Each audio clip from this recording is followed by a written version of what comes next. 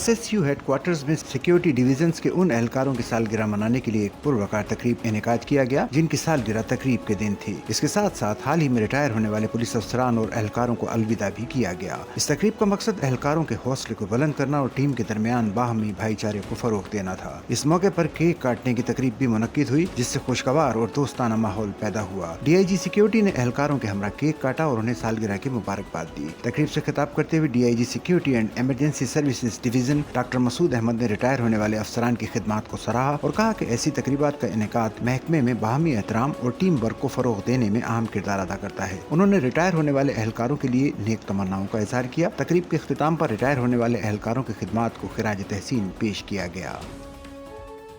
Sachal news network की videos में खुश आमदेद। नाजरीन, वीडियो से मुतालिक अपनी कीमती राय का इजहार कमेंट बॉक्स में ज़रूर करें और चैनल को सब्सक्राइब करें।